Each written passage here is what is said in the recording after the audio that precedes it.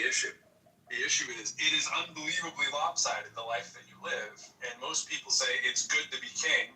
They're not like, it sucks to be royalty kind of thing, right? That's kind of obvious. We know that you're essentially loaded, and yeah, there might be some pressures with that. What we're talking about is total non-balanced scale of how their life is compared to the average person, and why it continues to happen, and why the pomp and circumstance, and when it's the embodiment of literally a bloodline kind of hierarchy. You can't escape even if you wanted to. And Prince Philip was a renowned racist, actually. I can't remember a detail, but I know he was renowned. You would have to be. You would have to. It'd be amazing if you weren't.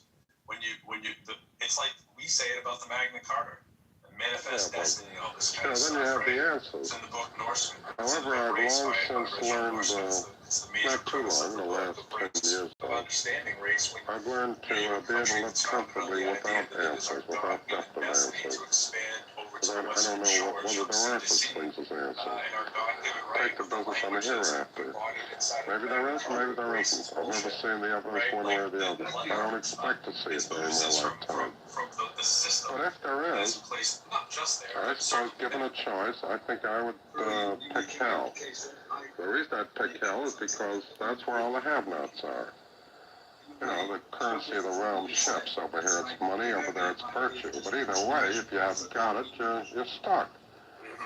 And I've spent all my life with the have-nots, and once I got in a hell, I'd start organizing, just like I'd be down here.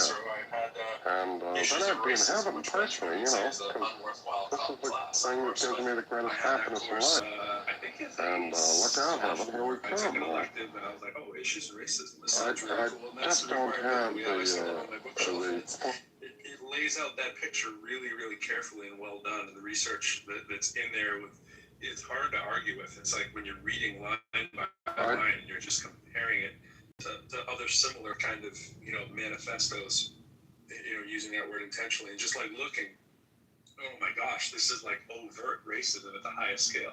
And to think that that's not so appreciate that you were wrapped around the axle emotionally by this book on race, but you can't possibly make a reasonable argument in which race is a predicate, because race is not susceptible to a reasonable argument. There's no distinction, there's no test.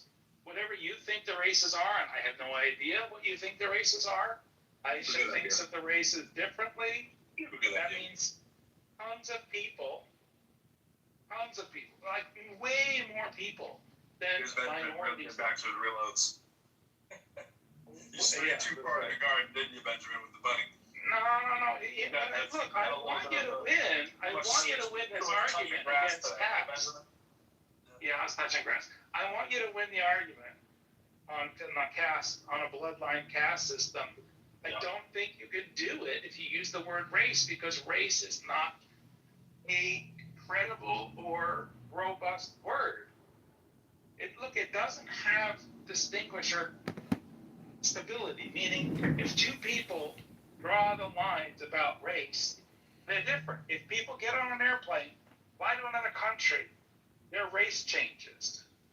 It doesn't have geographic stability.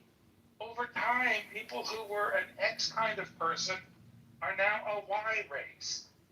It doesn't have temporal stability, meaning it's just a made-up concept that changes from moment to moment to moment to moment. I don't know what we're trying to do here. Cool. So let's scratch race riots from our history. They never happened. We'll just call them people who... The fact that people who don't understand categories very well... There was no slavery to erase that, okay? Just let me stop using race. Let's admit that it was a skin color apartheid, right? The colorism going on. There's a lot of colorism. I will use your word for today. If it shuts you up, right? No skin color apartheid. We can't use racism right now, so we're going to say your skin color apartheid. I'm actually going to extend it, Simon. The blood color apartheid of the royal family seems to be an egregious violation of what most sane people, I think, would say. If you tried to define it perfectly, you'd say this is the very violation of what it would mean to be to not do by bloodline, right? Like it seems to be the upside down world of Bizarro land, right? In terms of what you wouldn't exalt, and yet it's exalted to the point where we subsidize it, let it be tax free. People pay. Oh yeah, I know it's a bit of redundancy, but you get the point. And then we make an entire industry around it and put it on TV and do the pomp and circumstance. And everybody over here wants to grow up to be a princess and marry their knight in shining armor and find a prince and all this stuff. It's all the hangover baggage from that. It's like, is that really what you want? You really want to? I understand, but in the absence of bloodline, yeah.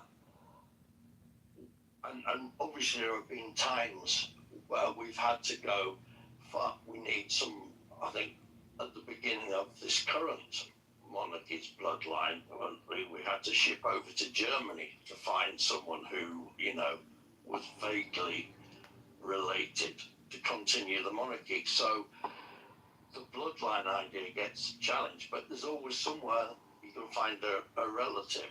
Yeah. But isn't that by definition bloodline? Yes. So in the absence of that,